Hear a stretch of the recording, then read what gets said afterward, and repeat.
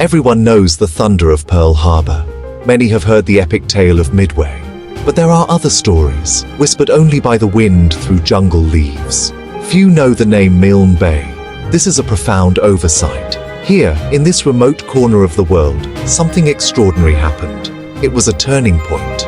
An empire, thought invincible on land, was finally stopped. The battle took place at the eastern tip of Papua New Guinea, late August to early September 1942.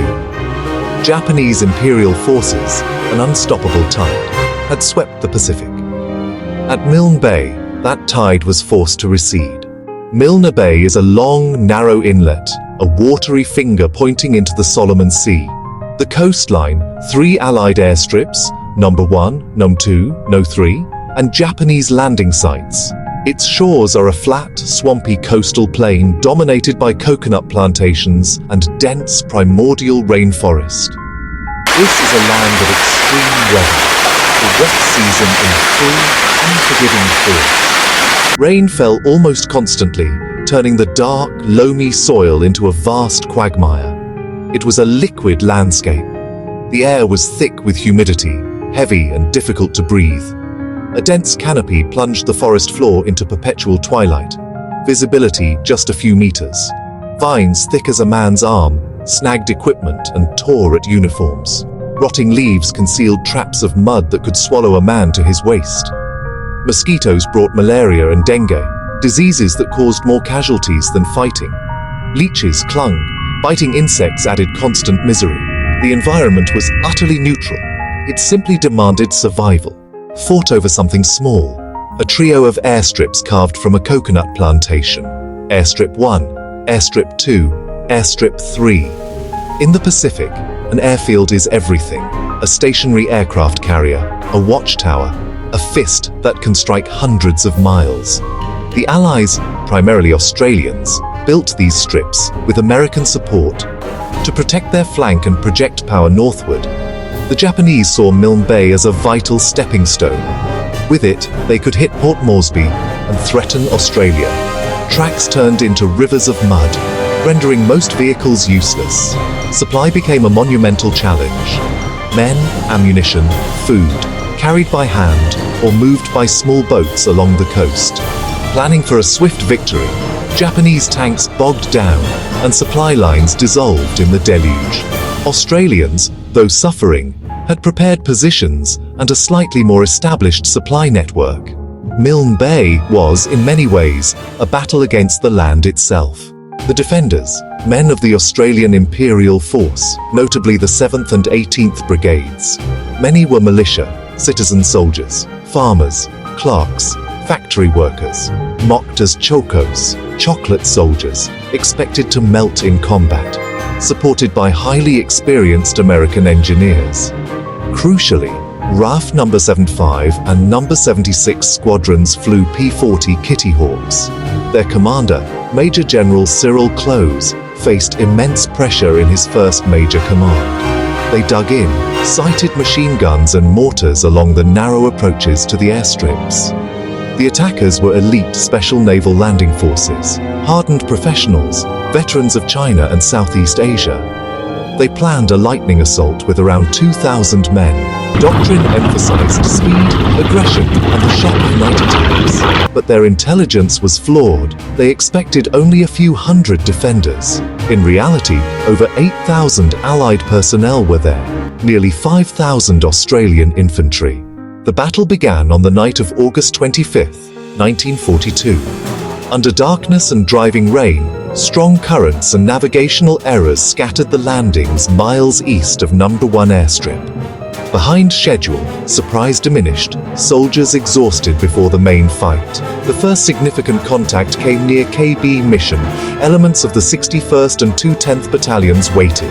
Japanese night attacks were ferocious, bayonets fixed, shouts to intimidate, chaos lit by muzzle flashes and flares. The Chocos were pushed back, but they did not break. They withdrew orderly, inflicting casualties and buying time. The advance funneled west along the only viable route, the narrow coastal track toward No. 3 Strip at Gili Gili. Here, the 212th Battalion held the line as fighting intensified into close quarters mud and rain. Japanese light tanks bogged, one abandoned, the other neutralized. A grim infantry slog, a test of will between determined forces. We were told that when we fired our guns, the Australians would run away. But they did not run. Australians melted into jungle flanks, set ambushes, and poured harassing fire into the column. The straightforward frontal assault turned into a meat grinder. The advance stalled, the airstrip still out of reach. As daylight broke each morning, the balance of power shifted. The sky belonged to the Allies. RAF Kitty Hawks from No. 75 and No. 76 squadrons. Their wings skimmed treetops. 650s ripped through Japanese positions along the coastal track. They pinned troops, inflicted terrible casualties. Engines a symbol of hope to Australians, a harbinger of death to the Japanese. Air power was strategic too. Kitty Hawks with American B-25s and B-26 struck the Japanese supply chain. Landing barges and transports were hit. A 29 August reinforcement attempt broke under air attack and turned back. Cut off from ammunition, food, and medical aid, the Japanese were isolated and worn down.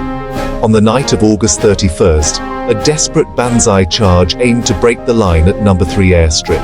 As they swarmed across open ground, pre-sighted Australian guns tore huge gaps in the waves. The climax came with a counter-attack by the 2/9th and 2/12th. For the first time, Australians advanced. Exhausted attackers lost the initiative. The hunters became the hunted. Momentum broken, psychology shattered, the retreat had begun. Beyond strategy, Milne Bay was personal. Corporal John French of the 2/9th Battalion. His section was held by 3 Japanese machine gun posts. Ordering his section to take cover, he rose with a submachine gun and grenades. He silenced 2 positions with grenades, then attacked the 3rd with his gun.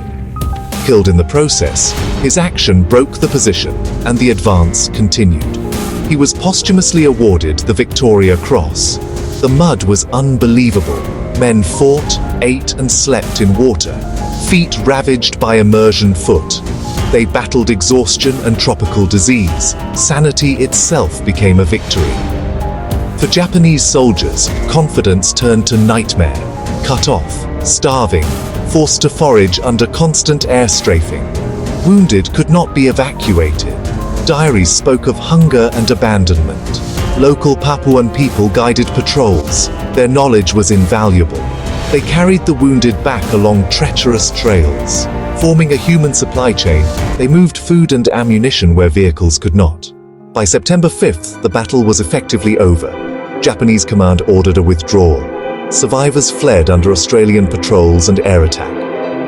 On the night of September 6th, a final evacuation saved some. Dead, wounded, and equipment remained. Australians suffered 373 casualties, 167 killed or missing. American engineers also took losses. Disease would claim many more.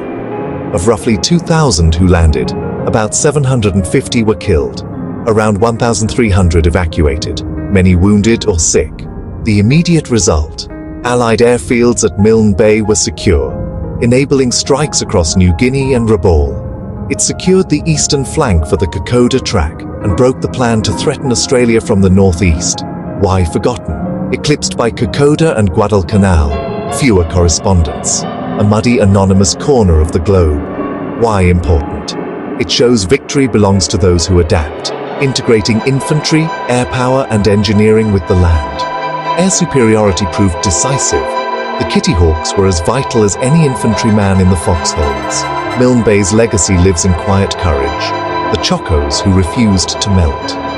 Wars are won not just in strategy, but in countless small acts of bravery, endurance, and sacrifice. It may lack Midway's fame or Stalingrad's scale, but it was the first time Japan's land juggernaut was stopped. The aura of invincibility cracked.